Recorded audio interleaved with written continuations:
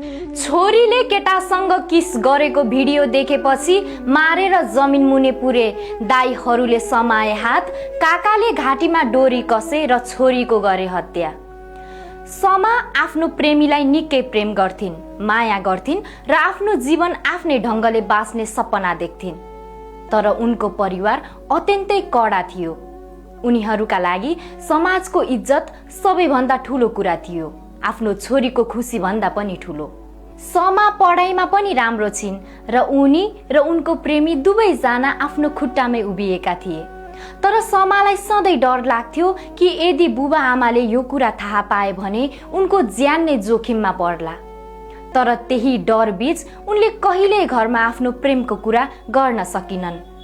एक दिन उनले प्रेमीलाई किस गरेको सानो भिडियो आफ्नो सामाजिक सञ्जालमा राख्छिन् र त्यो नै बन्यो उनको जीवनको अन्त्यको कारण। उनको कुनै नातेदारले त्यो भिडियो देखे र कुरा परिवारसम्म पुर्याए। त्यसपछि सब थोक बदलियो। समालाई घरभित्र कैद गरियो, फोन र सम्पर्कका सबै माध्यम बन्द गरियो। उनले बाहिर जान पाइनन्, बोल्न पाइनन्, न त आफ्नो प्रेमीसँग नै भेट गर्न पाइन्। प्रेमीले धेरै दिनसम्म फोन सम्पर्क गर्न खोजे तर कुनै जवाफ नै आएन। अन्ततः उनले प्रहरीमा उजुरी गरे कि प्रेमिकाको ज्यान खतरामा छ। प्रहरीले खोज तलास गरेपछि समालाई बचाएर समाज गृहमा लगेर सुरक्षित राखियो।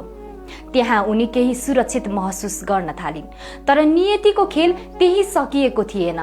एक महिनापछि उनका बुबा, आमा, दाजु र काका समाज गृहमा आए। सबैले नम्र स्वरमा भने, अब हामीले बुझ्यौं, तेरो मनपर्ने केटासँग नै तेरो बिहे गराइदिन्छौ, घर फर्क। समा भावुक भइन्। उनलाई लाग्यो अब परिवारले उनको माया बुझे होला। उनी घर फर्किन्। घर पुगेपछि सुरुवातमा सबै सामान्य लाग्यो।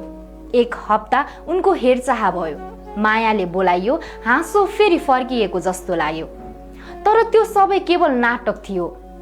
एक बिहान उनी प्रेमीलाई भेट्न जान्छु भनेर तयार भइन्। परिवारका सदस्यहरूले पनि साथ दिने बताए। तर बाटोमा पुगेर सब थोक बदलियो। दुई दाजुहरूले उनको हात समाते र पछाडिबाट काकाले डोरीले उनको घाँटी कसे। समा केही क्षणसम्म सङ्घर्ष गरिन्, सास फेर्न खोजिन्, तर ती कठोर हातहरूले उनलाई बाँच्न दिएनन्।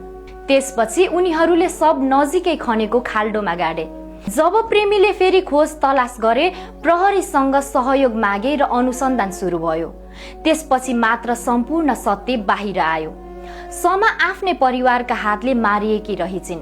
यो कथा केवल एक युवतीको होइन, यो कथा हो त्यस्ता सबै छोरीहरूको जसले माया गर्न खोज्छिन् तर समाजको इज्जतका नाममा ज्यान गुमाउँछन्। जहाँ माया अपराध ठहरिन्छ र प्रेम गर्ने साहस मृत्युसँग अन्त्य हुन्छ।